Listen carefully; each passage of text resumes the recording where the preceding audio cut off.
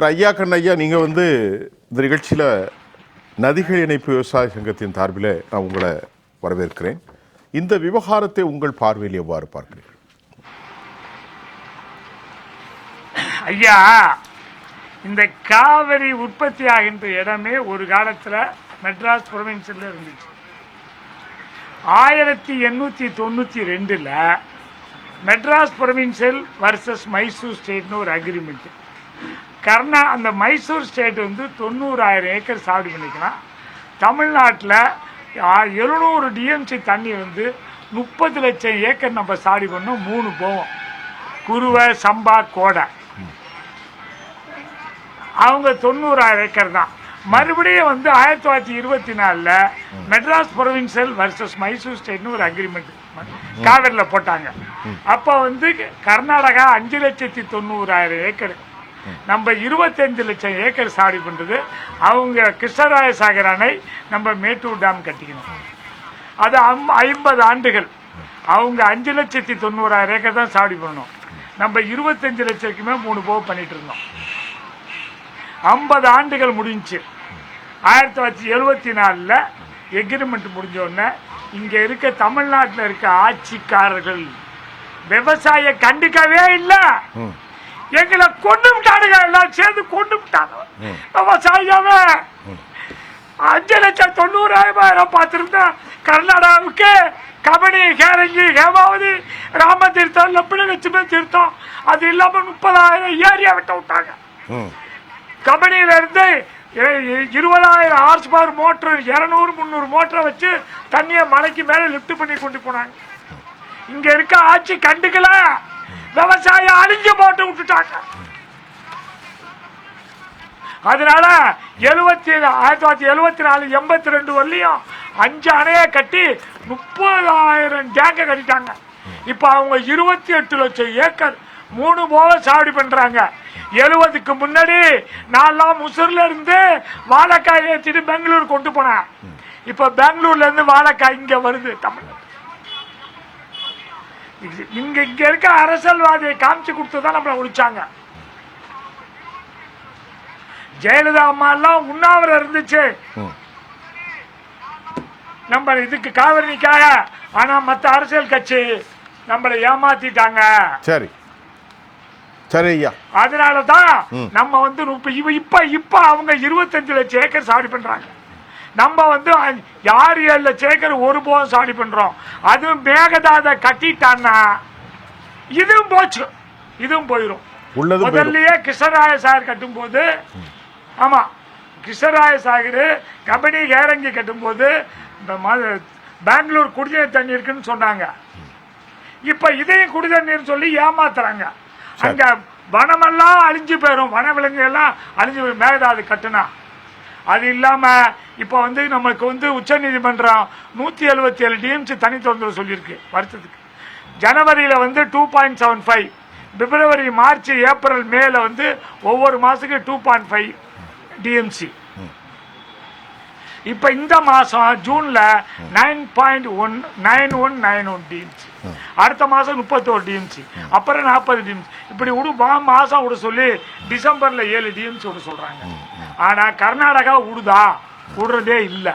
சரி, அங்க மழை பெஞ்சு வெள்ளம் கர்நாடகா அழியுதுன்னா சேர்ந்தாப்புல 200 டிஎம்சி திறந்து விட்டுருவாங்க. நம்ம மேட்டூர்ல 95 டிஎம்சி தேக்க முடியும். மீதி எல்லாம் கடல்ல போய் வேஸ்டா போயிடும், சாவடியே பண்ண முடியல. நான் முசூர்ல குருவா, சம்பா, கோடை 3 போகம் சாவடி பண்ணேன். அது இல்லாம வாழை, கரும்பு போட்டேன். இப்போ 10,000 ஏக்கர் வாழை போடுவாங்க முசூர்ல, இப்போ 1 ஏக்கர் இல்ல. 10,000 ஏக்கர் கரும்பு போடுவாங்க, இப்போ 1 ஏக்கர் கரும்பு இல்ல. கண்டிப்பா கண்டிப்பா 3 போகம் சாவடி பண்ண, ஒரே ஒரு பாவம் சம்பா மட்டும் தான் சாவடி பண்றோம். இந்த வருஷம் அதையும் தண்ணி திறந்து விடல.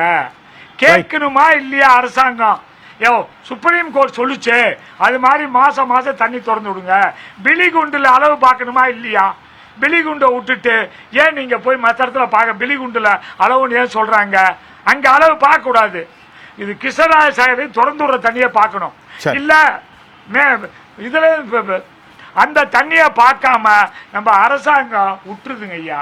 இப்ப இன்னைக்கு மேகதாது கட்டக்கூடாதுன்னு தீர்மானம் போட்டதை பாராட்டுறோம். ஆனா அதே சமயத்துல வர்ற தண்ணியுடைய அளவை நோட் பண்ணி ஒவ்வொரு மீட்டிங்லயும் தகராறு பண்ணுமா இல்லையா? தகராறு பண்ணவே மாட்டேங்கிறாங்க இங்க இருக்க அரசியல்வாதிகள்.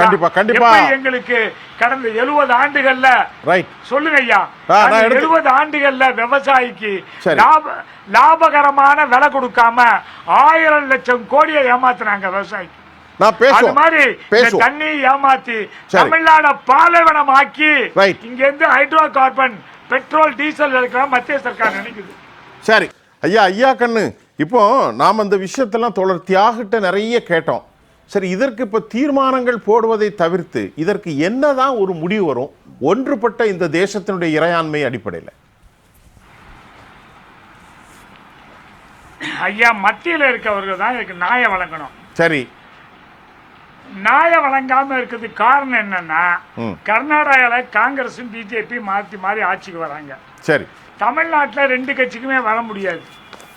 அதனால தமிழக விவசாயிகளுக்கு துரோகம் அளிக்கிறார்கள். இப்ப கோதாவரியில 1000 டிஎம்சி வேஸ்டா கடல்ல விழுது.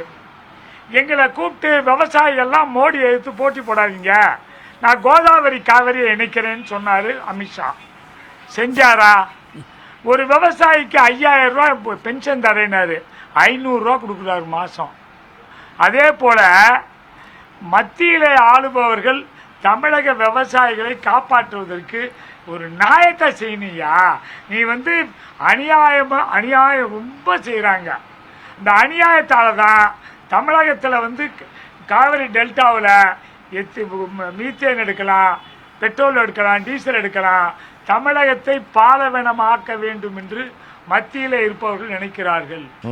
அதற்காகவே 700 டிஎம்சி தமிழ்நாட்டுக்கு தண்ணி வந்துச்சுங்கய்யா.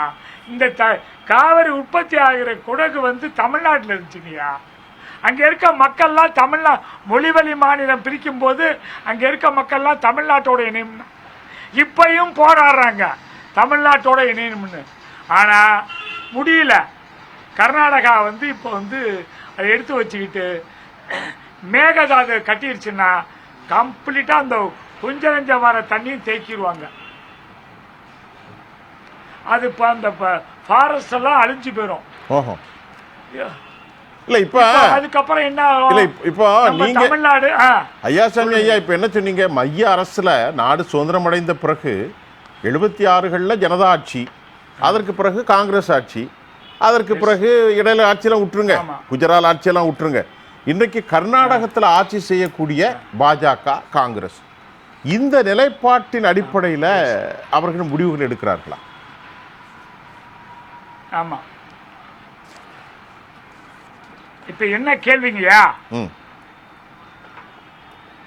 இல்ல இப்போ மத்திய அரசாங்கம் கர்நாடக ஸ்டேட்ல அரசுல மாறி மாறி வர்றதுனால அந்த அந்த வாக்காளர்களுடைய மனநிலையை பயன்படுத்தி அந்த ஸ்டேட்டுக்கு அவங்க ஆதரவா இருக்கிறாங்களா? இந்த தீர்ப்புகளை மாறி மாறி அவர்களுடைய முடிவுகள் ஒரு சரியானதாக இல்லையே, ஒரு நியாயமாக இல்லையே. அதற்கு பின்னணி காரணம் என்ன? அதுக்கு பின்னணி காரணம் அவங்க இங்க தமிழ்நாட்டில் ஜெயிக்க முடியாது காங்கிரஸும் பிஜேபியும். கர்நாடகாவுக்கு ஏதாவது செஞ்சு ஓட்டை வாங்கி அவங்க ஆட்சிக்கு வரலான்னு நினைக்கிறாங்க. ஆனா நாங்க விவசாயிகள் நாளைக்கு திருச்சியில கூட்டம் போடுறோம், 100 வழக்கறிஞரை வர சொல்றோம். டெல்லியில இருந்து வழக்கறிஞர்களா வர்றாங்க. நாங்க உச்ச நீதிமன்றத்துல இதுக்காக கடுமையாக போராட போறோம். சரி, உச்ச நீதிமன்றம் தானே சொல்லுச்சு 170, முதல்ல 205 டிஎம்சி நாங்க, அப்புறம் 192 அப்புறம் இப்ப 177 கொடுத்தத உச்ச நீதிமன்ற உத்தரவை மதிக்காத கர்நாடகா மீது நாங்க 1 லட்சம் கோடி நஷ்டம் போறோம் அந்த அரசு மேல. ஏன்னா உச்ச நீதிமன்றம் சொன்ன பிறகும் மாசம் மாசம் தண்ணியை திறந்து விடாம வெள்ள நீரை திறந்து விட்டாங்க. இப்ப அதையும் வராம அடைக்கிறதுக்கு மேகதாதை கட்ட போறாங்க. அந்த மேகதாதை கட்டக்கூடாது, எங்களுக்கு ரைப்பேரியன் ரைட்னு இருக்கு. அதுபடி பார்த்தா எங்களுக்கு வடிகால் மக்களுக்குள்ள உரிமையை கை வைப்பதில் கர்நாடகாவுக்கு அதிகாரம் கிடையாது. அதனால எங்களுக்கு வர்ற தண்ணியை இனிமேல் அந்த இதுல வேற காவிரியில எந்த அணையும் கட்டக்கூடாதுன்னு உத்தரவு போட்டிருக்கு. சரி, அதை மீறி தான் இப்ப மேகதாதுங்கிறாங்க. அதை வந்து தமிழக சர்க்கார் இன்றைக்கு ஆட்சியில் இருப்பவர்கள் எங்களுக்கு ஆதரவாக இன்றைக்கு தீர்மானம் போட்டிருக்காங்க. ஆனா அதை ஸ்ட்ராங்கா கோர்ட்ல கேஸ் நடத்தி வெற்றி அடைவதற்கு நாங்களும் விவசாயிகளும் எங்க நிலத்தை வித்தாலும் சரி, எது பண்ணாலும் சரி, நாங்க சுப்ரீம் கோர்ட்ல வழக்கு போடுவோம். எங்களுக்கு முதல்ல மத்திய சர்க்கார் ஏமாத்திருச்சு, லாபகரமான விலை தரண்டி ஏமாத்துச்சு. அது மாதிரி இந்த மேகதாதுலையும் மத்திய சர்க்கார் ஏமாத்தாம இருக்க உச்ச நீதிமன்றத்தை நாடுவோம். இல்லாட்டியும் நூற்றுக்கணக்கான விவசாயிகள் டெல்லியில் சென்று உச்ச நீதிமன்றத்தின் முன்பே படுத்து தற்கொலை கூட செஞ்சுக்குவோம். வேற என்ன வழி இருக்கு? எப்படி காப்பாத்துறது வருங்கால சந்ததிய? உணவு, நல்ல உணவு, தண்ணி வந்து நாங்க உற்பத்தி செய்யலைன்னா அமெரிக்கால இப்ப அக்ரிமெண்ட் போடுறாரு மோடி ஐயா. அமெரிக்கால இருந்து உணவு இறக்குமதி பண்ணா என்ன ஆகும்? அது ஜெனட்டிக்கலி மாடிஃபைட் சீடு, அதுல இருந்து செஞ்ச உணவு. இங்க இருக்க பையன் ஆண்மை இழந்துருவான், பொம்பளை பிள்ளை கருதரிக்காது. முந்தியெல்லாம் ஒரு வீட்டுல 7-8 புள்ள பிறந்துச்சு, இப்ப 1-2 பிறக்க மாட்டேங்குது. உணவு வந்துருச்சுன்னா சமுதாயம் அழிஞ்சிரியா. நீங்க அந்த விஷயத்தை சொல்லாத நிகழ்ச்சியே இல்லை. நம்ம பசங்கள்லாம் குழந்தை இல்லாம போயிடும்னு நீங்க பல முறை சொல்லிட்டீங்க. ஜெனட்டிக்கல் மாடிஃபைட் அது உங்களுக்கு ஒரு பெரிய பாதிப்பை ஏற்படுத்தியிருக்கு. இந்த நிகழ்ச்சியில் உங்களுடைய கருத்தை நான் எடுத்துக்கிறேன்.